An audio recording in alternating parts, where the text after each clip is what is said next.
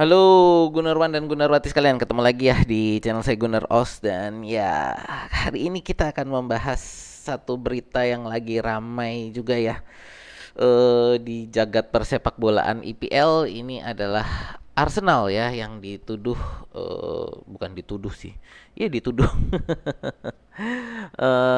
melakukan ilmu hitam gitu ya dalam banyak pertandingannya, dan ini diprotes oleh berbagai klub, katanya oleh berbagai klub ke PGMOL gitu ya. Oke teman-teman, sebelum kita bahas lebih lanjut, perkenalkan channel saya adalah fans channel Arsenal. Jadi kalau teman-teman ngefans dengan Arsenal atau suka dengan konten-konten sepak bola semacam ini, boleh yuk di like, share, dan subscribe ya. Dan jangan lupa juga dipencet tombol loncengnya. Jadi setiap kali saya upload, teman-teman juga dapat reminder dari YouTube ya.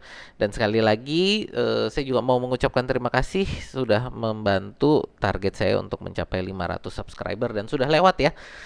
Jadi terima kasih lagi kepada teman-teman yang sudah subscribe. Target kita sekarang 1000 subscriber.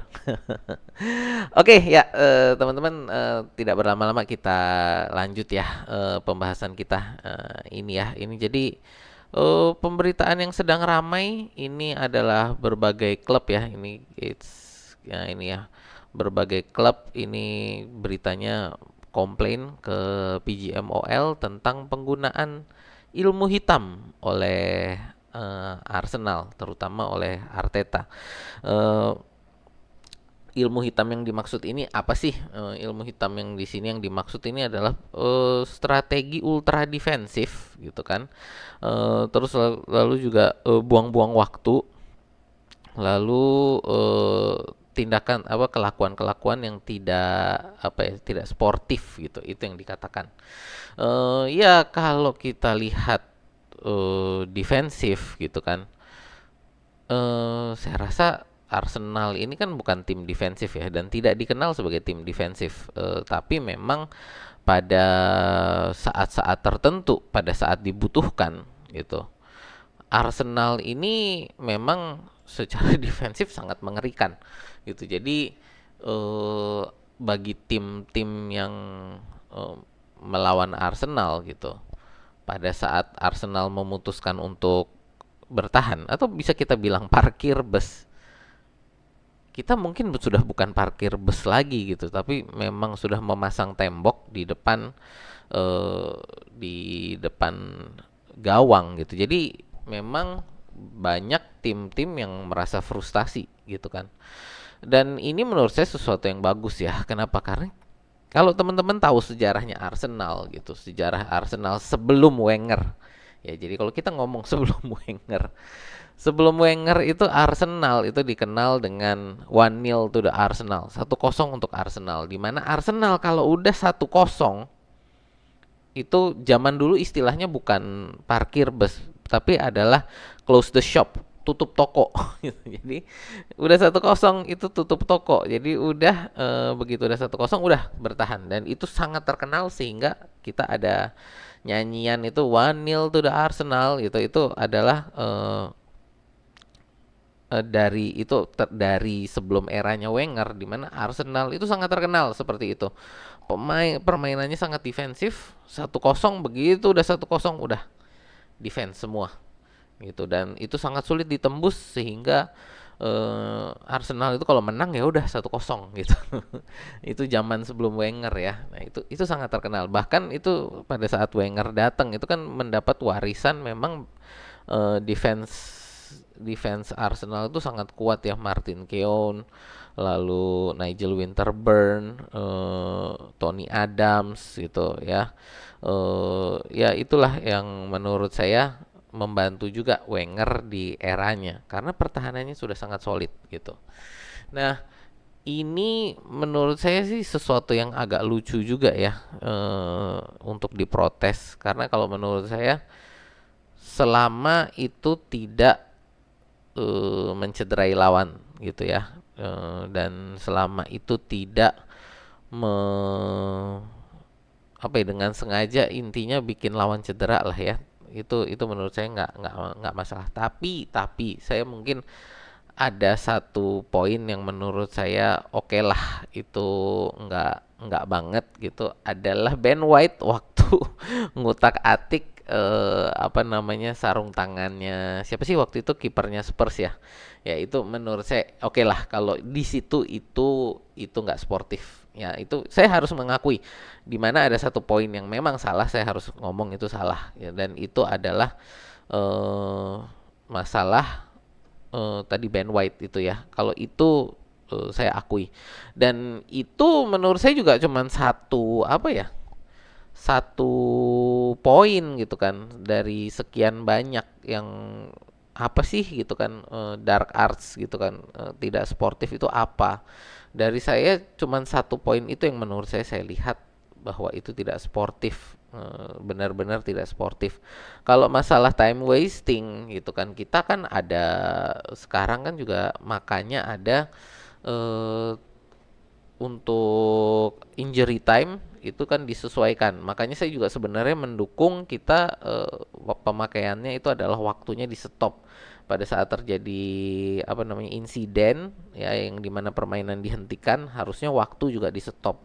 Jadi kayak basket pada saat terjadi insiden wasit harus menyetop permainan ya waktu di stop juga baru nanti setelah permainan berlangsung baru apa dilanjutkan lagi gitu. Saya sebenarnya mendukung itu. Tapi kalaupun kita ngomong adalah masalah buang-buang waktu, IPL sekarang gitu kan, untuk time wasting ini kan jadinya menambah waktu di injury time juga. Makanya di IPL sekarang injury time kita ngomong 7 menit, 8 menit gitu ya. Bahkan 10 menit pun beberapa kali terjadi gitu. Jadi menurut saya time wasting tidak menjadi masalah karena waktu yang terbuang juga nanti ditambah lagi di injury time. Jadi menurut saya itu bukan satu problem gitu ya. Jadi ini satu kita untuk ngomong masalah dark arts ini gitu ya. Dan ini yang menurut saya lucu pemberitaan ini. Sebenarnya ini kan yang diprotes adalah untuk kelakuan Arsenal musim lalu. Jadi ini protesnya adalah untuk kelakuan Arsenal musim lalu, tapi berita ini baru naik oleh media itu kan setelah kartu merah kedua bagi Arsenal itu untuk Trossard ya kemarin pada saat melawan City. Jadi kemarinnya lagi itu Declan Rice lalu ini Trossard gitu kan. Yang dimana menurut saya itu juga semuanya sesuatu yang lucu karena waktu untuk di kartu merahnya ini untuk kartu kuning keduanya maksud saya itu sangat cepat berbeda dengan klub-klub lain kalau melakukan hal yang sama seperti Declan Rice seperti Trossard itu nggak nggak akan terjadi kartu kuning atau paling enggak pemikirannya itu lebih lebih panjang untuk sebelum dikasih kartu kuning gitu. Untuk Arsenal begitu kejadian langsung kartu kuning. Jadi ini menurut saya ada sesuatu yang memang mungkin ya di belakang layar eh ini menurut saya ada hubungannya dengan pemberitaan yang dulu pernah saya beritakan ya. Jadi ini ya sebentar ini ya saya pernah beritakan ini ada yang menuduh kartel merah gitu kan. Kartel merah ini merusak persaingan di IPL gitu. Nah ini sebenarnya hubungannya dengan apa? Hubungannya adalah dengan aturan keuangan di IPL ya. Waktu itu beberapa klub ini kan memang mengalami masalah. Ini termasuk di dalamnya adalah Manchester City, Aston Villa, Chelsea, lalu siapa lagi ya? Ya intinya ada beberapa klub ini yang mengalami masalah keuangan dan klub-klub ini lalu menuduh gitu kan ada kartel merah. Kartel merah ini yang dituduh ada 3 klub, Manchester United, Arsenal, dan Liverpool, yang dimana ini dituduh merusak persaingan adil. Jadi maksudnya gimana? Bahwa ketiga klub ini itu menghalang-halangi klub-klub lain untuk bisa mendapatkan keuangan supaya bisa bersaing secara keuangan dengan ya 3 klub ini gitu. Jadi mereka merasa bahwa investasi aturan keuangan gitu ya. Aturan keuangan terhadap investasi klub-klub ini dihalang-halangi oleh 3 klub ini gitu. Dan ya menurut saya ini ada hubungannya dengan masalah Arsenal kemarin dan menurut saya ini yang menuduh Arsenal, pasti ini adalah klub-klub yang kemarin ini juga menuduh adanya kartel merah ini. Saya yakin sih ini kalau yang protes ke PGMOL ini, saya yakin bukan Liverpool dan Manchester United. Entah kenapa saya yakin bukan dua klub ini, tapi adalah klub-klub ya ini yang menuduh masalah kartel merah ini. Kenapa? Karena mereka ingin mendelegitimasi eh, masalah persaingan di IPL. Hubungannya dengan apa ya? Ini tentang masalah keuangan. Kan saat ini kita lagi berlangsung ya 115 nih, apa namanya? Sidang 115 tuduhan Manchester City, di mana kalau sampai itu memang benar-benar terjadi, ditemukan kesalahan bagi Manchester City, ini tentu akan ada efeknya bagi klub-klub lain yang juga memiliki sistem pendanaan yang sama gitu ya. Jadi kalau itu terjadi, mereka tentu akan semakin sulit untuk bisa melakukan investasi dengan cara-cara yang tidak benar gitu. Dan inilah yang mereka lakukan adalah mendelegitimasi klub-klub yang memang saat ini ada di papan atas. Dan kalau di kita lihat mereka mau menyerang Manchester United agak sulit. Manchester United kondisinya, mohon maaf ya fans United, ya kita harus fair. Kondisi Manchester United lagi jelek dan tidak bisa dibilang ada di papan atas juga saat ini. Liverpool kondisi keuangannya mereka juga mepet juga gitu, dan mereka mainnya ya masih dengan cara Liverpool gitu. Jadi untuk mereka dituduh melakukan dark arts juga mereka nggak bisa gitu. Tapi sekarang yang benar-benar melakukan revolusi strategi ini kan Arteta gitu. Jadi revolusi strategi ini apa? Memanfaatkan dengan baik itu tendangan pojok, lalu memanfaatkan dengan baik itu masalah tendangan bebas.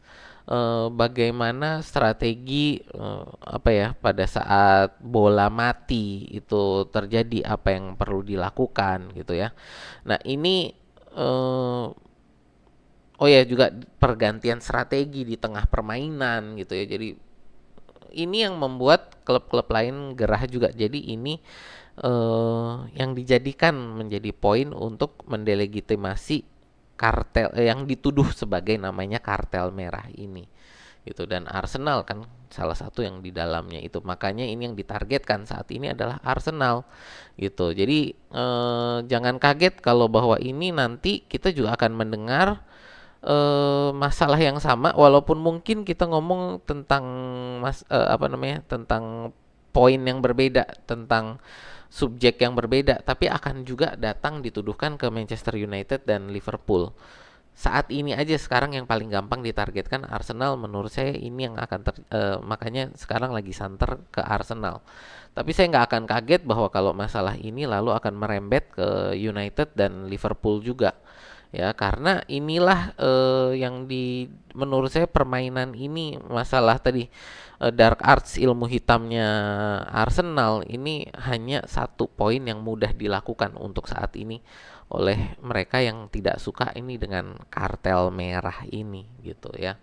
Dan ujung-ujungnya apa? Ya untuk mendelegitimasi bahwa ketiga klub ini ya memang bermain dengan baik gitu, punya pengaturan keuangan yang bagus gitu, sehingga mereka bisa membuat mereka ngerasa bahwa bukan kita yang curang gitu kan, bukan kita yang curang dengan keuangan kita. Nah ini mereka mainnya curang gitu. Itu yang apa ya, biasa dilakukan kan oleh orang-orang yang mereka memang curang, mendelegitimasi lawannya bahwa lu curang duluan gitu loh. Nah, itu yang menurut saya apa yang terjadi dengan masalah ilmu hitamnya Arsenal gitu. Jadi ya satu hal yang menurut saya harus kita perhatikan ya, dan menurut saya nggak perlu khawatir lah, kita sebagai fans Arsenal kita tahu kita melakukan permainan ini sesuai dalam koridor aturan yang ada gitu ya. Dan makanya ini Arsenal pasti akan diterpa badai-badai seperti ini, terutama dengan adanya masalah 115 tuduhan ini. sampai tahun depan menurut saya kita masih akan diterpa masalah ini. Dan untuk fans Liverpool dan Arsenal, jangan heran juga kalian mungkin dalam 1 tahun ke depan akan kena badai masalah yang sama gitu. Kalau saat ini sih mungkin untuk Manchester United itu yang akan diterpa ini kan adalah masalah kepelatihan aja gitu ya, tapi belum sampai ke masalah permainan gitu, karena untuk melakukan menuduh hal-hal curang yang dilakukan itu ya belum sampai ke sana lah. Tapi saya yakin ini masalah ini, badai ini akan nyampe juga menurut saya ke Liverpool dan Manchester United. Tuduhan apa ya? Tuduhan main curang inilah gitu loh ya, seperti itu. Ya, ini sih pendapat saya ya tentang masalah tentang masalah dark arts yang dilakukan oleh Arsenal ya. Ilmu hitam ini Arteta dituduh jadi dukun ya. Ya, semoga sih ini bisa segera berlalu juga, dan ya yang penting sih buat saya Arsenal mainnya memang demi strategi yang untuk menang. Apakah strategi itu memang dilakukan dengan cara bertahan, counter attack, main indah, saya nggak masalah kan. Dari dulu sebenarnya saya nggak pernah terlalu masalah gitu. Yang penting Arsenal ini strateginya bisa memang sesuai dengan klub-klub yang mereka lawan gitu ya. Ya itu aja dari saya. Terima kasih teman-teman yang sudah nonton ya. Sampai jumpa di video kita berikutnya.